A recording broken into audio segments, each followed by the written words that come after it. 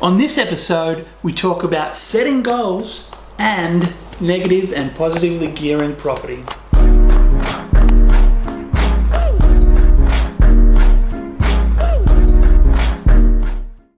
Hey everybody, and welcome to the very first episode of Property Investing Plus.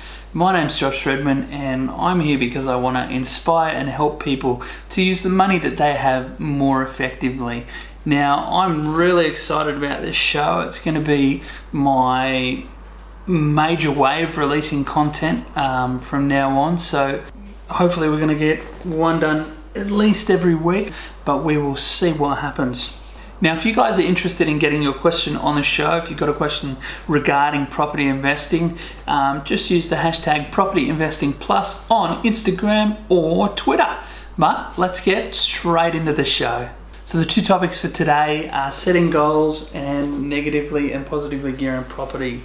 I thought first episode, let's talk about why, let's talk about setting goals, because, it's of vital importance that, you clear those things up. Whatever stage you're at in your investing adventure, whether you're thinking about starting, whether you have started, wherever you are, whether you're about to start, you just got to get clear on why you're doing it and make sure to set an overarching goal that everything that you do will point towards, and that way you'll get there quicker, and all the decisions that you make along the way, you'll be able to make sure that it lines up with whatever that goal is, which is so important. For me personally, my why is all about more time with my family, and the reason that I've started Property Investing Plus is because I want to help and inspire people to use the money that they have more effectively. So what's your why? Why are you interested in property investing? Is it around money? Maybe you want to have a little bit less financial stress, and I can completely understand that. And maybe you want to live the millionaire lifestyle. I don't know what it is for you. Is it about spending more time with your family like me? Or is it about something different? Maybe like travel or leisure time. Maybe, you want to be able to afford an extra overseas trip each year, or maybe, you want to hitch the caravan up and travel around this beautiful country, Australia. Whatever it is, you really need to get clear on that before you start. And I'd encourage you guys to go deeper than just money, deeper than just financial reasons, bigger than just a figure.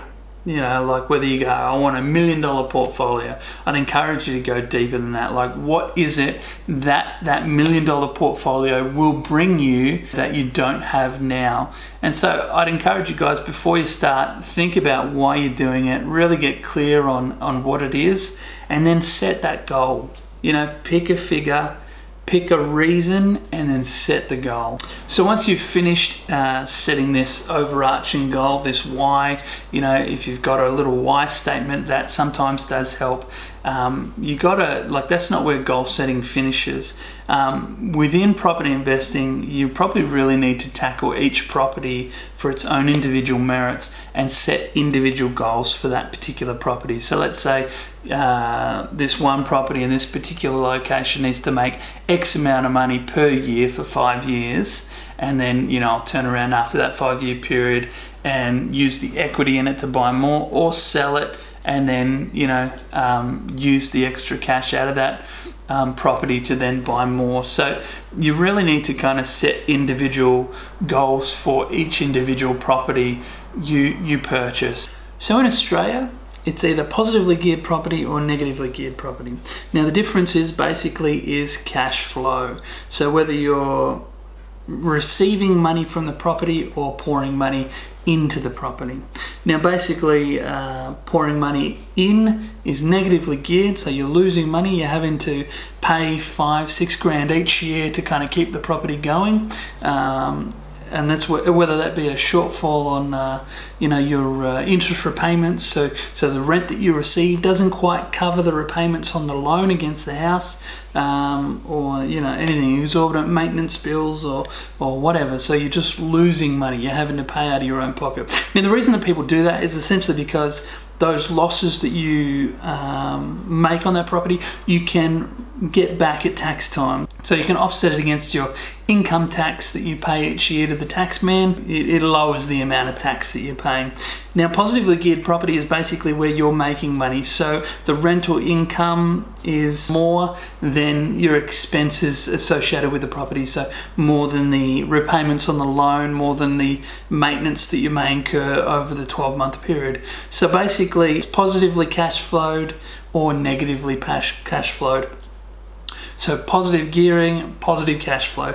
Negative gearing, negative cash flow. So basically, one's an asset, one's a liability, and basically I will always, absolutely, forever until the day I die, encourage you to buy an asset, something that adds money to your pocket. Now, a lot of people see the point of negative gearing so they can avoid paying tax, but if that's why you're in property, you're in it for the wrong reasons. Basically, I've always seen property investing as a wealth creation technique, and that being the case, cash flow is king. So that means that money in your pocket each week is what you want, and that doesn't matter if you have to pay more tax. If you're in the business of making money, you have to accept the fact that, look, you're going to have to pay some tax. If you break it down to, let's say, having a property where you're having to pay $40, $50 a week to maintain, what happens if something happens? So if you lose your job, your partner or spouse loses their job, you're in a bit of a pickle then, you don't have enough to make that repayment, and then you got to sell, and then you can't sell property overnight. But also, with the positive side of things, if you are receiving $40, $50 a week in your pocket, that's an extra $2,500 roughly each year. And so what that means is that's more money in your pocket.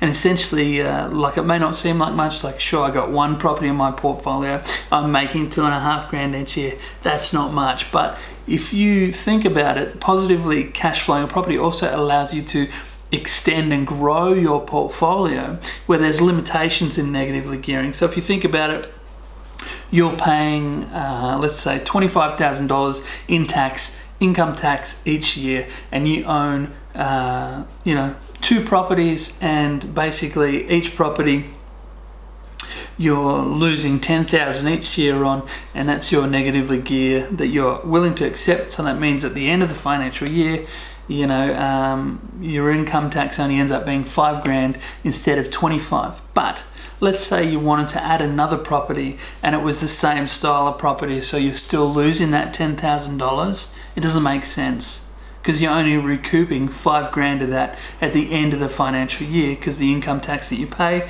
is only $25,000. And so then what next? You've got 3 properties, you're losing $5,000 every year, and nothing's really happening. Whereas with positive cash flowed property, you can just keep adding and adding and adding. I mean, $3,000, $2,500, $3,000 a year doesn't sound like much, but you go to 10, 20 properties, and it's a lot of cash.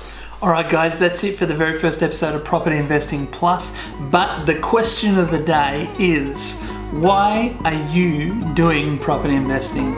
I want to know why you're doing it. I want to know what your goal is.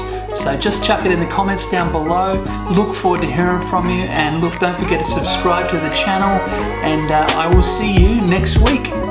See ya.